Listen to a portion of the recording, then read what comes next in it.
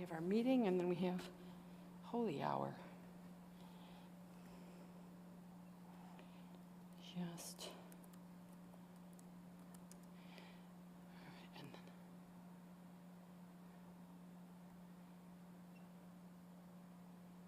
Okay, and that looks right.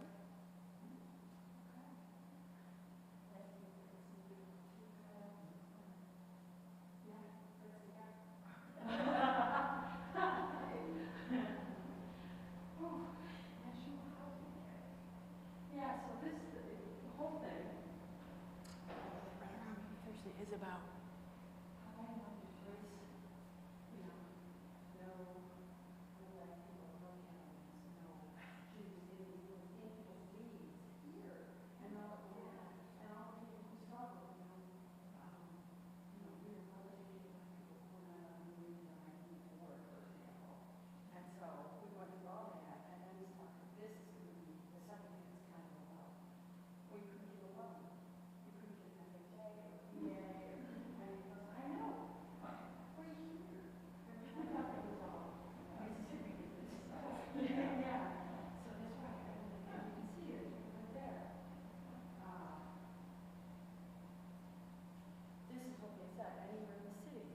That's hazardous. And then, you can see all the P towns, all the outlying suburbs are, that's definitely declining. Where's our still those, restrictions in my disease? It's just that they're not enforceable, but they're still there. Oh, I see where the best are. Yeah.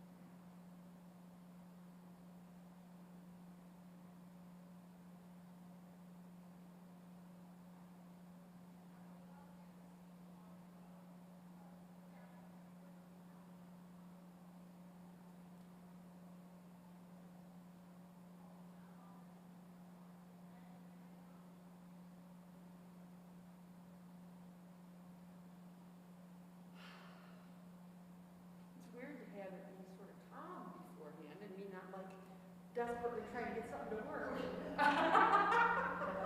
I'm like, this is a little uncanny. I can't believe how well these poinsettias are holding up. Mine are long gone. Yeah. Really pretty. Somebody's taking good care of them. Somebody's putting something on them. Yeah, yeah. How are things shaping up for March 8th? Good, I think.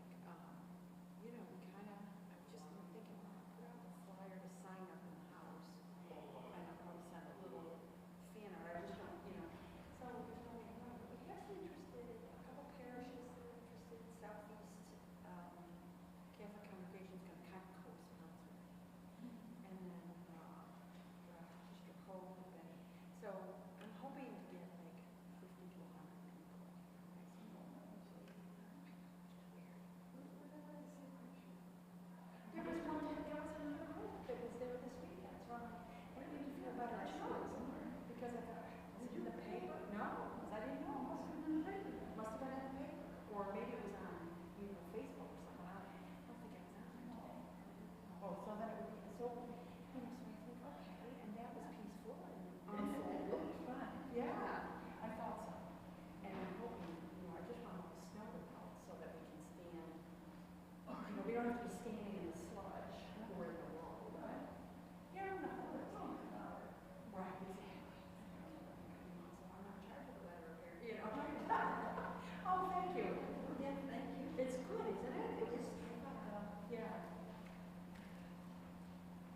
This was these are sort of the slides. He used a lot of these, but these are the clippings from the paper, and you can see, you know. Are you a Rochester person? Well, for many years. Yeah. Yeah.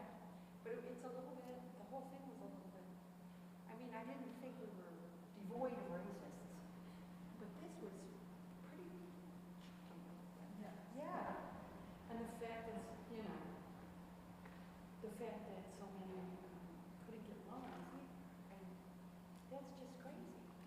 You know, it was several of us were saying last week, well, I mean, I know that's how I felt in a GI loan in FHA. One of the two, we had one of those lowly dressed, no down payment or small down payment, which is how people get a house or did, you know, and they would not extend that to people of color. How did they get houses? They didn't. There it is. I mean, that's home ownership. I think, I can't remember the statistic, but is not a white thing anymore. But even now, Right. that goes through. Yes. You know, it's a really tiny percentage. People of color own their own homes in Rochester. Yeah. Yeah. I know, that's the thing. How did they fix that? Well, they didn't. Yeah. Yeah.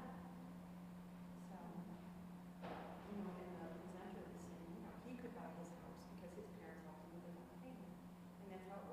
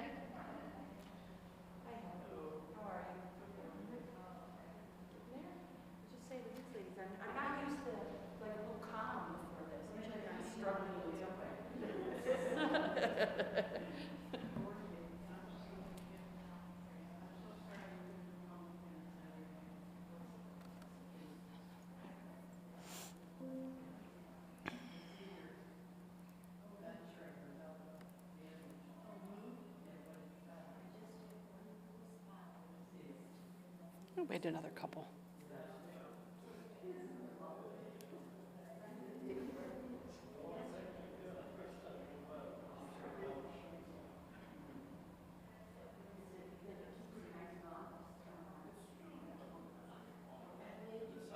You know, 30 seconds.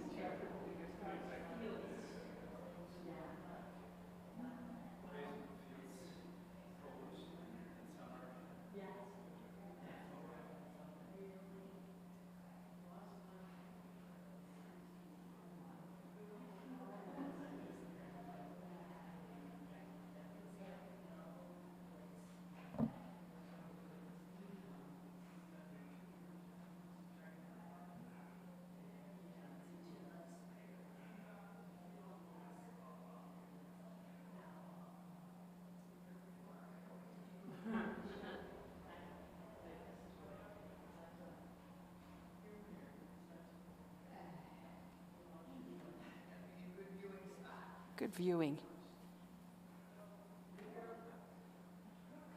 Oh. I'm going to turn this all the way up.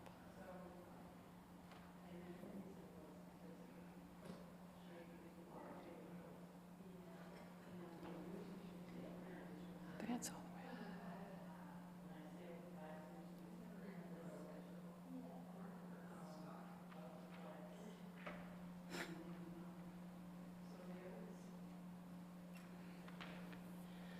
All right.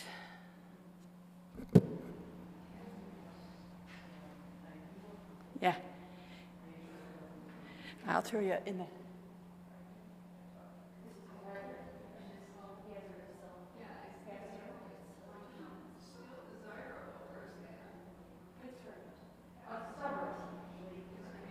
I mean, this is old.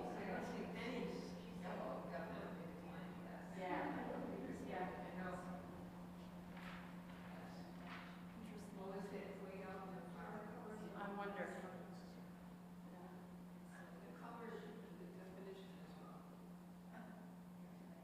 I don't know, maybe this is an example. But I don't think there were, you know, dangerous elements in the suburbs, so they couldn't get there, so, you know. Maybe that just wasn't Or there's one or two dots and we can't see them, maybe. All right. So I'm going to get going. I have a couple things to mention. Next week we have Monica Weiss talking about Merton's, what do we call it? Advanced Man for Social Justice. So that should be a good presentation. Spread the word, please.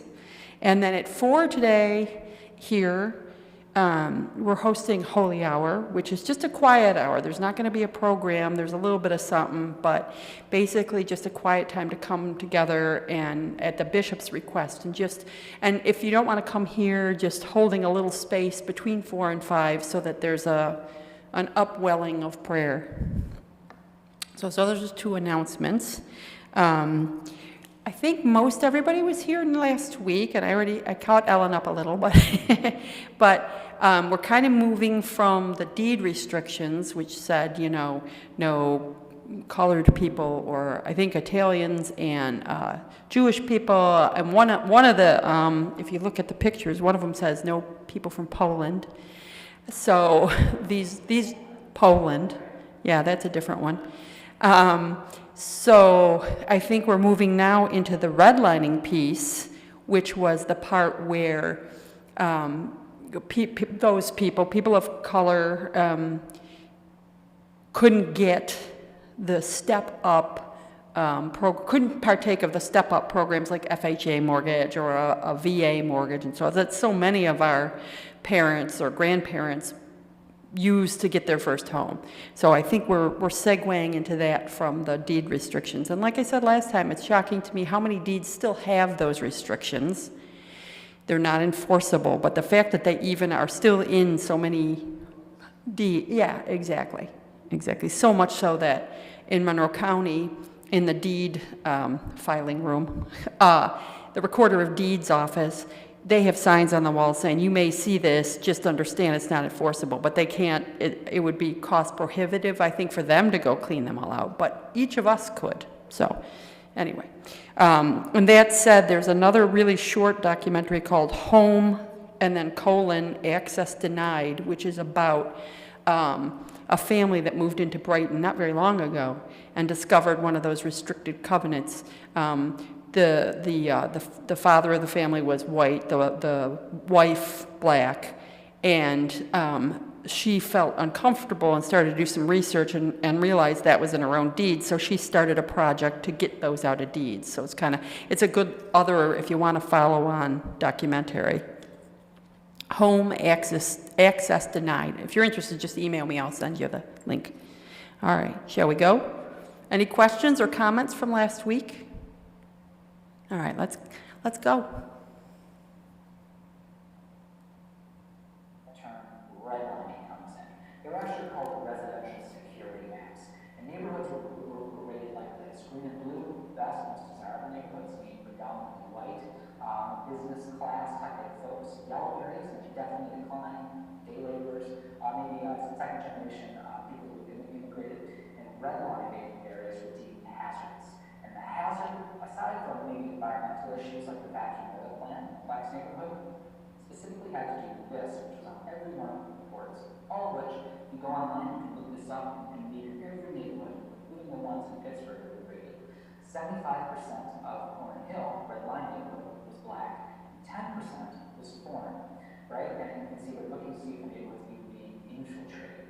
Pittsburgh, Oak Hill, East Avenue Estates, if you are really sharp, remember I showed you this neighborhood earlier, it's the neighborhood that had deed restrictions on every one of the homes by Oak Hill. And it worked. Almost 20 years later, 0% black, 0% foreign families, and making almost triple the income of the folks in the Corn Hill neighborhood. Meanwhile, as the suburbs started to grow from these tiny little towns of 5,000 to 8,000 people, and they had massive influxes of government money to build out, almost all of those homes went to white folks. In fact, the redlining went so well in our community that when Dr. Cooper was the first person of color to integrate Henrietta in 1958, other members of the NAACP joined him. By 1960, Henrietta was the most integrated suburb of Monroe County, of all of Monroe County, with 11 individual people of color. Talk about immigration. Now, in the Rothstein's book, The Color of Law, he writes that the FHA and the VA insured half of all new mortgages nationwide. This wasn't some tiny surplus. It was a policy that created and built our suburbs and our communities. In fact, they gave over $119 billion in mortgage insurance. And of that $119 billion government handout, over 35 million families benefited, and 98% of them white. Like this family at Douglas Foxville, 44, is getting the first GI Bill that was white zoned to right here in Rochester. So you gotta ask yourself, all right, we're the homes right with Douglas, right? And Susan B. Anthony. People in Rochester couldn't have wanted segregation. They must have said something and stood up. This couldn't have been something that our towns wanted.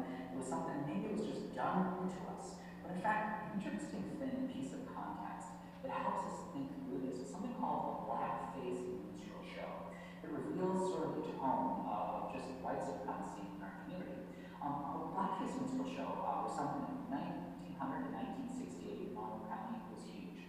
Every single winter and spring, churches, schools, fire departments, and town halls, Kiwanis clubs, and the Rotary Club, they would put out these fundraisers where you have 3 or 4 main characters: Jim Crow, Jim C. Orland, Jim Vandy, Mr. Bones, who were black in their faces with burnt crow, drawn garish and pink lips, and they would mock the intelligence of people of color and educate both community members and especially children about how they should view people of color. For example, just the front page of the Henry Fall Times in 1960. These people are still alive in full racist blackface, proudly being celebrated as this great thing on the front page.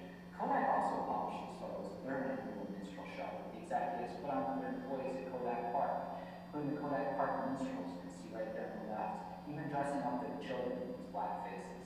Schools in Pittsburgh, like Allendale Private School, some of Rochester's biggest names, like Daniel Leach and Harrisburg Law Firm, John McGuckin, who the soccer field is named named after Dale Hartley. And some of these other folks, like the Shane Weigands, who own the Continental Beauty School, some of the biggest names in our community, you could see these folks in blackface in the paper back in the 1940s. Same with Pittsburgh, the Holy Name Society, St. Louis Parish, they had their annual minstrel show. So did the Pittsburgh Masons in full blackface. In the early 1950s, Newark Junior High School, St. RIT, Red Line, third word. You can see some of the other towns here posters. Pretty much every town, almost every single spring of winter, including, of course, the city of Rochester. So one of those things, it kind of shows us that people are being taught this, and that these kinds of policies of segregation are good. In fact, the NAACP, Flora Harris, Harper Sibley, Clemson Greenwell, and others, they fought back for years legislative campaigns, sending letters to town halls, to schools across the county saying, please stop doing this. One letter they wrote to the editor of the D&C said this, and I think it exemplifies what I'm trying to get out of this point.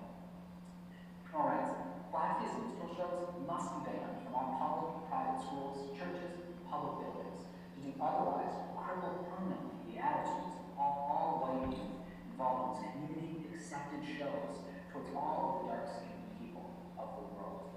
And while after Martin Luther King's assassination, there was like a shift where these shows started to go away in our community, to the point where I grew up in the 90s and 2000s, and I just learned nothing about racism at my church or at my school. And I think that's a place where we're sometimes at today, where what we're teaching instead is sort of silence, which says quite a bit as well.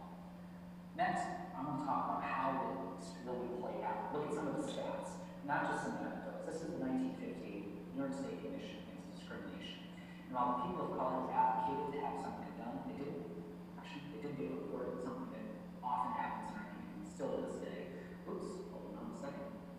All right. We found quite a few things that help us understand the impact of redlining.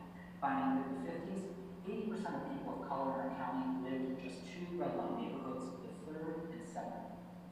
And in those 2 wards, over 1,600 units had no bathroom or a shared bathroom, and more than 2,000 units, there was more than 1 person living in each room. In fact, Connie Mitchell ran for public office against Lester Pack because of the redlining and these racist policies that were happening. She writes, we were living in a community bursting into the seams because there wasn't open housing. When John and I bought our house on Greg Street, 3rd Ward, the real estate agent told us, we can't show you houses west of Jefferson Ave. They're just not open to black people. So we were confined Jefferson Avenue back to her to look for a place to live on the west side of the city. Eventually, Connie Mitchell, she won her second try and began to fight that fight in the minor county office. Only a few years after, county supervisor, who was still on board at that time, Pittsburgh had been putting these deed restrictions on the land of the county itself. Remember that. The report also found that in these 2 wards, 30% of all units had no running water. If you remember, 20 years prior, Howard Coles had found a very similar statistic in his Frederick Douglass Voice newspaper report. And yet the county and the city, those sort of comments, they fell in deaf ears. In the 50s, only 57 black families were able to own a home outside of the 3rd and 7th ward. One of those families was Wells, who joined the Coopers, and the Lees, many other families in Henrietta. In fact, in 1958, the report found that a single FHA or VA loan was given to a person of color in any suburb, and almost all of the homes that were being built were being financed by the FHA or VA, and the ones that weren't were following those same FHA VA guidelines, according to Richard Boston in Color of Law. So when you think about this, and you look at Barrel Architecture's recent report on Pittsburgh home development, they found that new bank lending practices, government programs, led to massive single-family suburban housing. Dramatic growth happened, so that in the 1950s, the town of Pittsburgh jumps from 9,000 to over 25,000 residents. Of course, the majority of them are entirely white because there's the federal government to help build towns like Pittsburgh. And those homes that they were selling $30,000 to $50,000 at that time, of course, today are going from $2,000 to $4,000 to $5,000 to even higher thousands of dollars, right? So when we look at the neighborhoods of Pittsburgh, they map out this report. These are all the neighborhoods that were built during this time with these federal subsidies. Now, I'm just going to go quickly through them, but you can see every one of these streets, people of color wouldn't be able to live there. The last they did, what the Youngs did, find a white person, buy them a home, and sneakily sell it to them on the table with one of those sneaky strongman deals. I think Sam Dent maybe was the first person of color to make it out to Pittsburgh. I don't quite have that year, that's according to Dr. Cooper, who worked with him in Kodak. Meanwhile, it wasn't just these laws, it was the attitudes of residents. When people of color with biases, pictured here, moved into white neighborhoods, there was quite a bit of violence and resistance. The biases moved to Western Onondaga in the late 50s, early 60s, and that first year, they had death threats. They had bricks thrown through their front window of their living room, threatening them with death if they didn't leave. So they sold their house, and they joined the Coopers, other NAACP members, in Henrietta, where they found a little bit more welcome. Meanwhile, folks like Peter Tolliver and Wright, Pamela Hines and Gates, and folks like Hunt and Primo and Eastern Onondaga, when they tried to move into their neighborhoods, they were met by petitions where every neighbor on their street would sign a document saying, we don't want money to live in our home. And even sometimes, in the case of Tolliver, they would go to the bank and buy the house out from under the person before that deal could close. So quite a bit going on here. Meanwhile, white developers like the Farishes, like Frank John, Norman Hawk, and others were making millions. The paper pop said in 1973 that Farish had made over $100 million in real estate just in Rochester alone, building subdivisions on Pine Hill Drive, Pittsburgh here, pictured here in Fairport, all of which was white zone. And I don't say that to pick on these 3 or 4 big developers who did capitalize largely on these funds, but more to say, no matter what their intent is, I don't know what Farish's intent is, they benefited from these racist federal policies, as did the other folks like my family that were able to buy homes in these neighborhoods. Meanwhile, one of the final things I want to address is urban renewal and displacement, sort of the early forms of gentrification that come out of all these racist housing policies, where these red line neighborhoods are starting to fall apart, there isn't running water, there's all these problems. So the government says, all right, we're going to give cities like Rochester upwards of $30 million to clear out whole neighborhoods that are blighted with red line, and to build highways kind of separated, white and black neighborhoods, and to build maybe some high-rise apartment buildings. And so you can see on the right, Elmer Minton, the head of Central Trust Bank, and one of the heads of the Urban Renewal Planning Committee, John Dale from the city, they are whites only now. In fact, Howard Coles tried to get on this committee, and Howard couldn't get on, even though he was a real estate agent and had expertise in these areas. You can notice in the second ward, over 886 families were displaced from their homes. The majority of whom were African American. In the third ward, over 850 families. And where our strong museum is today, the Savannah Street area, the Southeast Blue Project, it was close to 300 families, maybe a few more. Continue on here. One example of how this played out is that these neighborhoods, while they were redlined, people of color were still there, and oftentimes Jewish and Italian folks were too. These were fairly integrated neighborhoods, where black and white folks, they lived together. Obviously, there were big issues, but they did live together. They went to church in these places. But when urban renewal came through, it really tore up some of that social fabric. And one of the examples I want to share is the story of the Church of God in Christ in urban renewal. On the right is Reverend Caldwell, who after about 20 years of fundraising, they built their church in 1940, the Church of God in Christ on Market Street in that 7th ward. When urban renewal came through, that church was raised, and Pepsi built a $1 million factory subsidized by the government right in the place where that church is. And so you see how that Starapoli family were the owners of that factory, benefited greatly from that. And Frank Starapoli Jr., the son of Frank Starapoli Sr., who took over as the next CEO in the early 70s, said that he nor his father ever hired a black person to work there, although some Puerto Rican families were hired.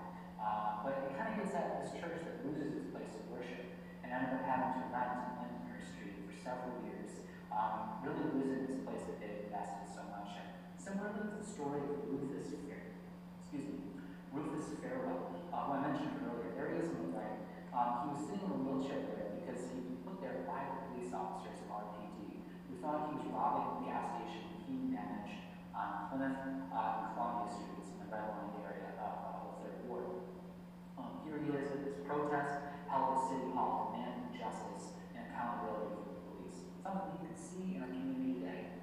All of these things lead to the 1964 uprising that lasted 3 days with over 1,000 folks being arrested, 1,500 National Guard troops coming out. Strong recommend watching July 64. It's online for free if you want to watch it. It's an incredible look at this story. Carolyn Vaca, a county historian, actually went through the arrest records and found a correlation between folks who participated in the uprising, speaking of folks who were displaced by urban renewal, didn't have running water, or had been victims of police brutality.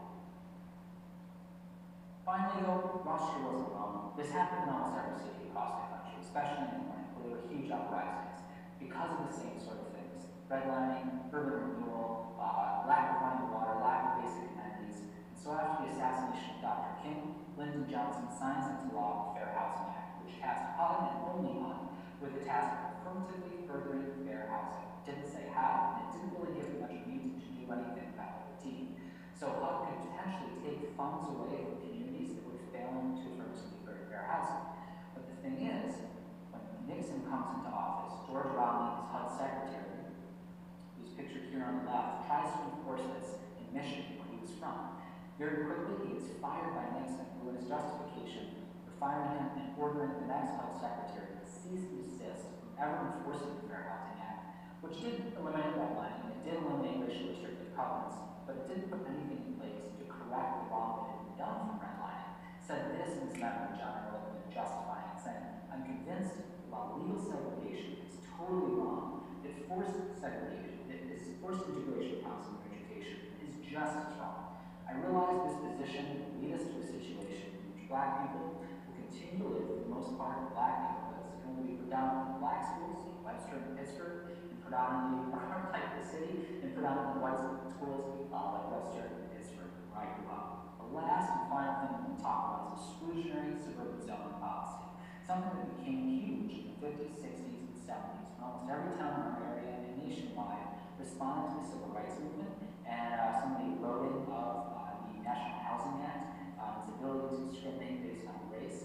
They decided to discriminate using class as their tool with race-based motives. So for example, 66 in Pentonville, this is from town planning board meeting, where town board member Walter Peter received 40 calls from 46 residents saying that their plan to allow some affordable housing or apartments was being used as a wedge to bring Black people into the town. And Peter said we should listen to residents, and that's what they did when they created extremely restrictive zoning policy, which led to even a Supreme Court case for the settlement in 75. You can see in 71, the Penfield Homeowners Association talking about this with Scribner and 5 Mile Line Road, threatening the things that could come to their property if Penfield didn't have exclusionary zoning. Meanwhile, in Pittsburgh, after Martin Luther King was assassinated, Pittsburgh voted to zone over an eighth of its land to be incredibly exclusionary, with huge lot sizes, so the homes had to be extra big, and no affordable apartments or housing could be built. And a group of actually white pastors in Pittsburgh came together with a 12-point platform saying that if this plan in Pittsburgh, which did go through, went through, it would rezone from 8 Pittsburgh land to top-grade residential, and it would make it affluent and exclusive. You get it. And you can see how they kind of go into this, and that's kind of what's happened in towns like Pittsburgh, Penfield, and Webster. In fact, the city called on suburban towns saying, like, your zoning ordinances are only showing the willingness of the community surrounding Rochester to allow residential living for all income groups. So these documents were exclusionary things. And the Fair Housing Act didn't outlaw zoning based on income, just on race. So there's maybe 2 or 3 small places where some affordable housing has been built on Rochester's east side. Phillips Village and Pines and Harrington, most of which was able to be built because of the Housing Act had passed. But in these communities, today there's still less than 20 to 30% African American. And are oftentimes made up of older folks who can no longer afford the taxes in their towns. And that was how those things were built. And yet they carry some negative stereotypes that I think are really messed up and wrong. And that brings us to here, where you see housing segregation in Rochester today that lines up so directly with that residential security redlining act from the 30s. Lines up the same when it comes to concentration of poverty and wealth, owner occupancy, food insecurity, food deserts. Places like Wegmans have completely taken their stores out of all those red and yellow line neighborhoods, and now the city has only one. Same with asthma, the highest rates in those previously red line neighborhoods, high blood pressure. You can go on Commonwealth Health's website and just see so many correlations, and of course life expectancy, which could be almost 10 years gap between white and black based on their zip code. Finally, one more way to look at the wealth gap that was created nationwide as well in our community. In 2017, Yale researchers found that for every $100 the average white family has in wealth, The average black family has only $5. And it's going to take black families 228 years to earn the same amount of wealth that white families have today, unless we follow what Jane Baldwin calls us to do at the beginning of this presentation. And we decide to do this, to accept that everything that is faced can be changed, but nothing can be changed until it is faced. And I hope that you were able to join me in facing racist policy and folks in the real estate industry, like Howard Coles did, like people like Judge Davis faced restrictive covenants in the 1940s. Important note, Judge Davis got that house. And he did it by getting a white person from the NAACP to buy the home for him and sell it to him on the table. The way Connie Mitchell and many others fought back against redlining, the VA, and FHA mortgages. The way thousands protested in the streets in 1964, and the way some of you today may be part of the push for exclusionary, equitable, more equitable and just suburban zoning policy, facing these issues head-on. Metro acted in the 70s, and hopefully some of you all will today. Quick thing though I do want to show you is that when we do this with kids, because I think a huge problem with this is that for some of you, it might be one of your first times hearing some of these stories or some of these names that should, I believe, be household names in our community. And I think we have a responsibility to make sure our kids understand the community they came in, how it was, and to be able to face it like Baldwin calls us. So what we do is we actually just put primary sources in front of kids. We use something called a boxing protocol. We start with a hard facts report in racial.net. We let kids do notices, wonders, ask questions, synthesize an inquiry question, such as when my class came up with what caused segregation and disparity. We look at the redlining map, compare and contrast neighborhoods. Kids draw their conclusions.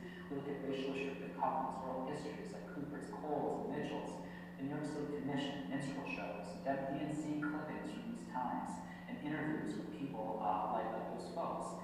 In fact, kids are given the chance then to take what they've learned from those people, from those examples of folks who fought back, and if they want, completely voluntarily take action. For example, this girl in the middle, her name's Kalia, and a few years back, after this unit in my class, she came up to me and said, Mr. Weigand, I think we have a racist policy in our school. And I was like, what do you mean? She's like, well, we have no black teachers.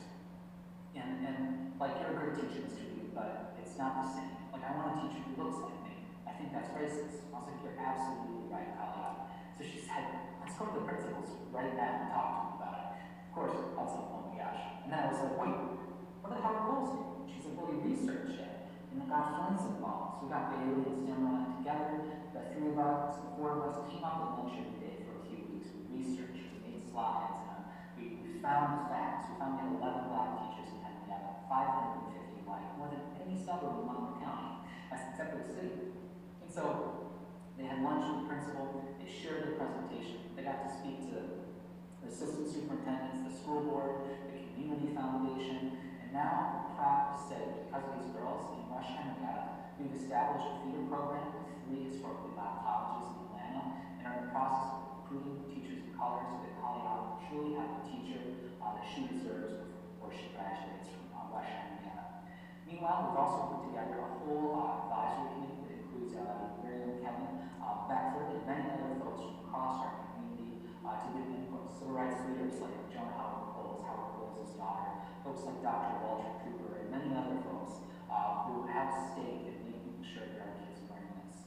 And finally, we would love your support. You go to Passstone.foundation, learn more about our project and help us get to our final goal. We've had a lot of great support from local foundations, but your support would be incredible. But I'm not going to talk a lot about that. Finally, what are some of the ways that we can take action? One, you can advocate for anti-racist housing policy in your town's comprehensive plan, and a county-wide approach. We have this big task force coming up. It could be a rubber stamp to what's already going on, or because of advocates like yourselves, it could be something that puts into place a meaningful anti-racist housing policy that does away with exclusionary zoning, makes huge changes in our community.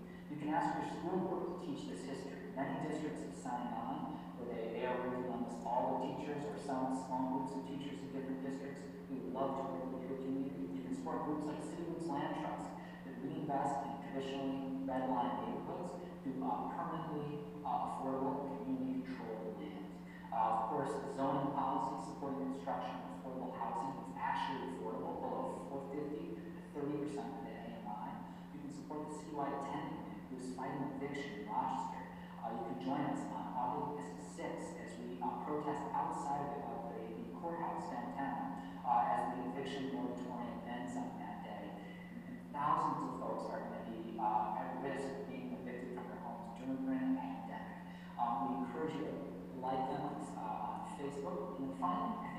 regulations have to be something that we consider, and something that in our community and nationwide have to be something that it is something we do. So finally, as I close, I want to ask these sort of questions. I'd love to do a Q&A, but I'd also really like to get personal with this and ask, how have you been impacted by these racist policies? And if you're going to ask a question, I'd like you to talk about that first. How have you been impacted by these policies? If you're willing to do that, I think that would be powerful as to one, name this. It's not about your intent, it is about the impact. And then how are we going to move forward, create anti-racist housing policies in Greater Rochester? Thank you so much for having me. I'm going to turn it back over to Kevin or Lindsay, I'm not sure who's facilitating, to follow up 3 minutes or so with discussion. Kevin, take it away. And do you want me to stop sharing, or what should I do here? And they don't include the Q&A, so that's the end of what we can see. But I think that's a good place. Like, how have we been impacted by these racist policies? It's an interesting question for white people. Does anybody have thoughts of that?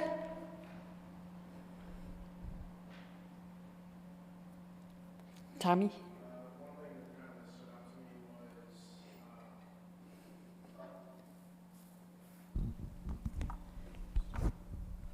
One thing that stood out to me was the comment about, oh, this is Rochester, we're the home of Susan B. Anthony and Frederick Douglass, and you know, how could Rochesterians possibly want segregation? But I think what that kind of made me realize was perhaps the greatest leaders of that movement emerged here because they faced some of the greatest challenges. And I grew up in Pittsford, and it is still, you know, I'll joke about it every once in a while, but it is just a reality that is a very white, very conservative town, and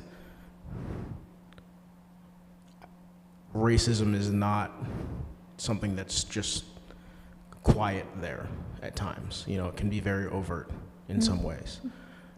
So we're still seeing the effects of that, I think, and it's more out in the open than we would care to admit. Thank you. Yeah. You know, I know that many of the suburbs kind of fight tooth and nail against changes to that zoning, and the argument is always like, well, it's going to affect my property values. But what the it is tends not to be named, you know, and I think it goes back to those people, whether, you know, that if we were to make housing more equitable in Pittsford or Webster or when, you know, then maybe the houses wouldn't go for as high. And so people would not, I bet they would not think of that as racist, but the impact. Like he says, it's not the intent necessarily, although I think the intent is more overt than we want to admit, but also the impact is such to keep it very segregated. Sorry, go ahead. So we see even in Lilybrook, you have one black face among the residents. Interesting. And many among the people who help keep the place running. Yeah. Yeah.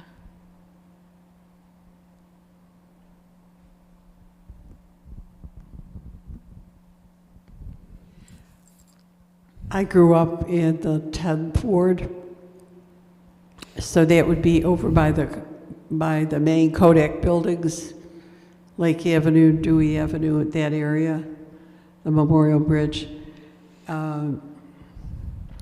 We never had, in my time, there were no black families that I was aware of at all. There were none in my schools. And high school, I graduated in 1954. There was only one in my class, and that young woman, I don't know how she managed. I saw her about 20 years ago, I think, at a meeting, and she's still around. She actually entered our order, or she wanted to enter our order, and I don't think we accepted her because we didn't have any black people in our order. And so therefore we wondered how she would get along, you know. So she wasn't able to break that barrier. But how have they impacted me is that I never got a chance to be with people who were different than myself in color and culture. My family never, my father was very open, and he would always go downtown, and he'd always make an effort to talk to people who were not our color and make friends of them in a good way.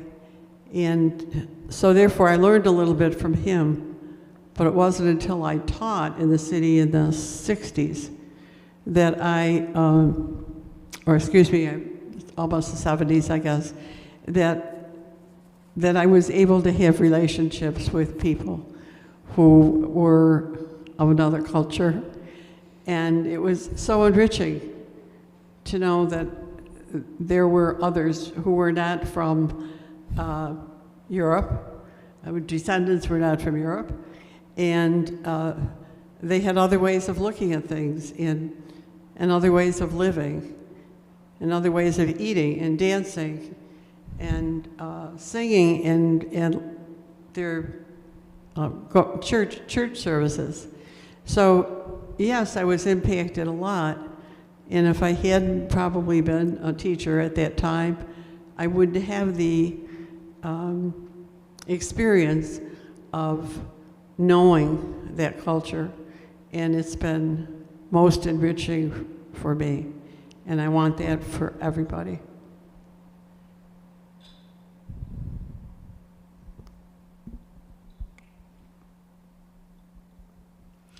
A couple of things. My dad was a real estate appraiser, and he spoke publicly against public housing, feeling that it warehoused people who were all alike, so that they didn't see opportunities, they didn't see other people who were going to college or having all kinds of opportunities that white people had.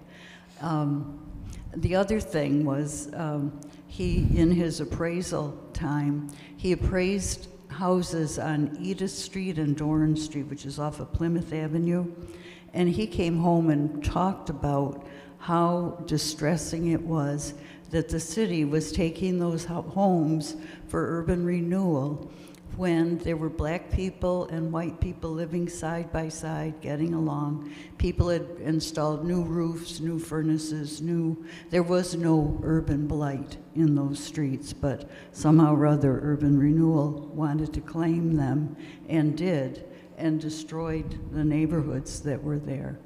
So that just always stayed with me. The other thing is I had the opportunity to be missioned in Selma, Alabama, and work with people of color, and how formative that was in my life. And I have since then, I think I've always had the opportunity to be working with or friends with people of color, which has been a very enriching part of my life.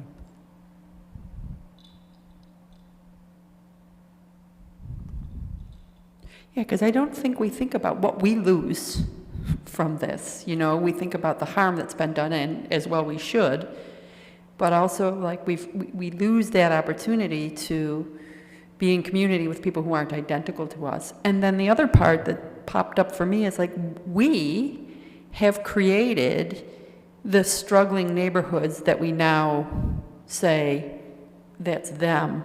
They don't do things right. But we did that, we made that. And so the fact that Rochester is a struggling community, you know, the city is struggling in terms of, child poverty and infant mortality and almost every measure you could imagine. This is, white people benefited by doing that. And then because I think we've lost the link between those behaviors and current behaviors and what those neighborhoods are like, it's easy to be like, oh yeah, but see, they don't know how to act right. And so it's a really, I think it's a a vicious cycle. You know, I live in the city, and I'd like to see it be a little more vibrant. You know, so it's a loss to all of us, I think. But especially the people who have to deal with it, who have to live in that.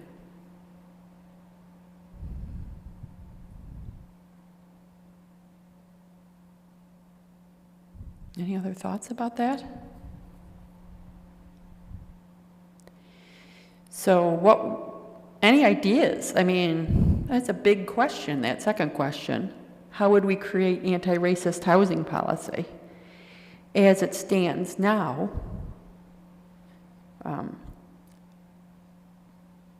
we can make the suburbs more accessible, but what do we do with the city and with the housing stock that remains there, and the struggles that remain there?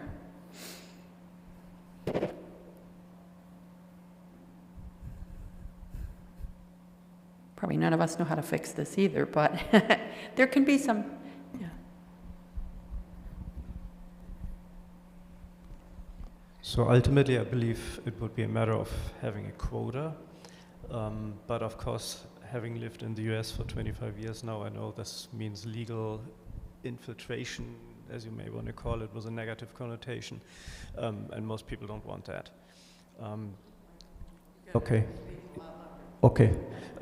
Sorry, so again, I'm thinking it would be a matter of introducing a quota, but I have lived here long enough to know that this is usually not very realistic, because it means that there's a legal impact or legal drive to change things, which my learning is Americans don't like laws, so they want everything free flow.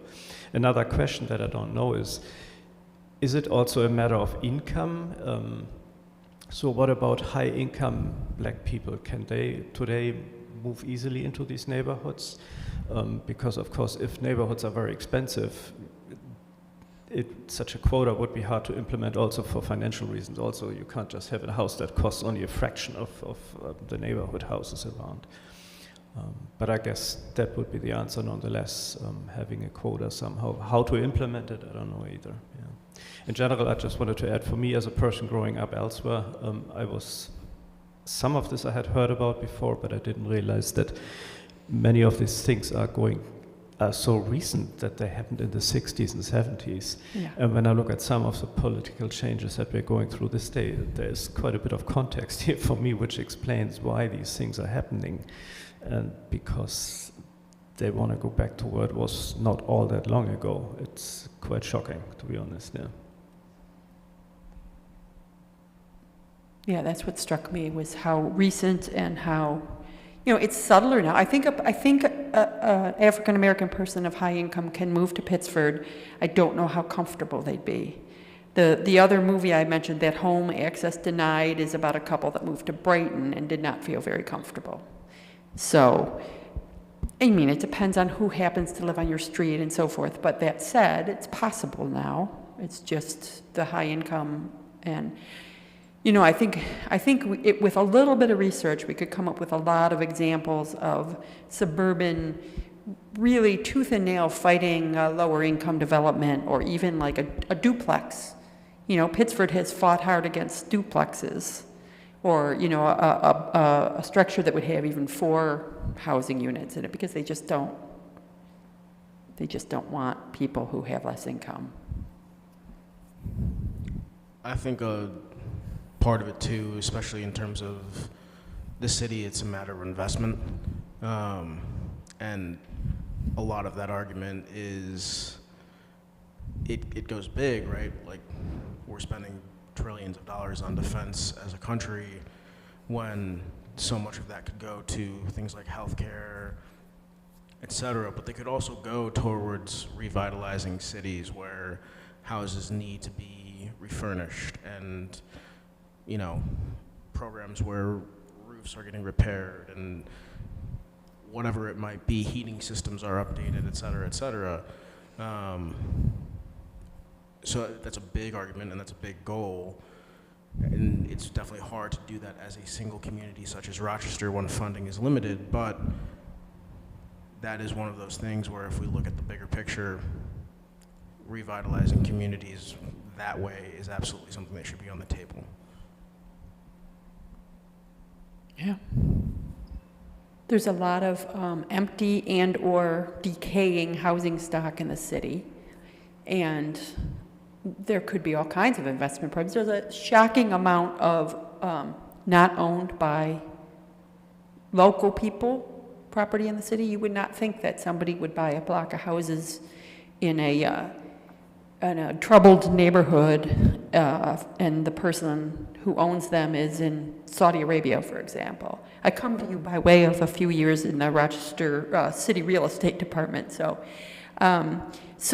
that idea that, like, there's a lot of, but there are rules, laws that could affect that piece. Well, you can only own so many, or if you're going to buy with an LLC and hide who you really are, there could be ways to, if the housing stock was more attractive, would people with more income move into the city? That's the other question. It would be better for the people who are here, but would it help with integration? That's, I don't know. I don't know.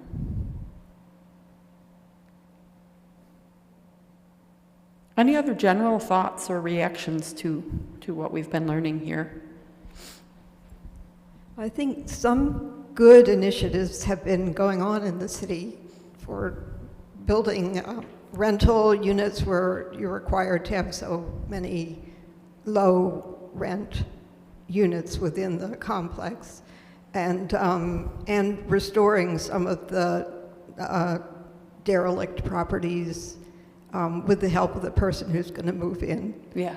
And so there's some consciousness and some good efforts happening, I think.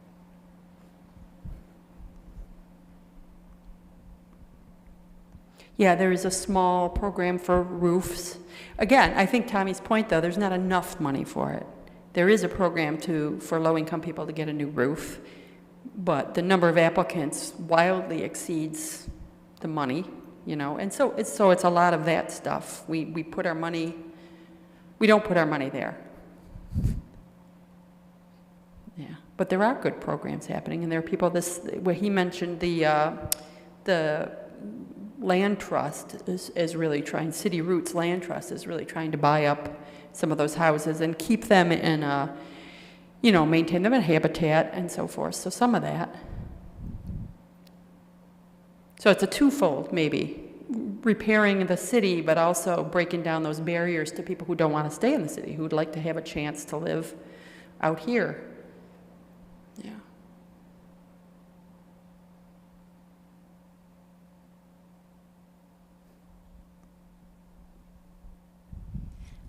I think in terms of rehabbing or building new homes for people of modest income, I think around the public market, that has been, to me, kind of a thriving example of a good thing happening there, that affordable housing and people able to be employed, pay for housing that is not out of reach of modest income people.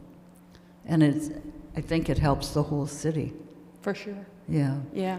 Yeah, I think of the Lyle Avenue area where I volunteer at St. Joseph's North Side, and a lot of our guests will sleep or hang out in what they call bandos, abandoned houses. Mm-hmm. And there is, I'm sorry to say, a wealth of abandoned houses around that area that the owners seem to have disappeared.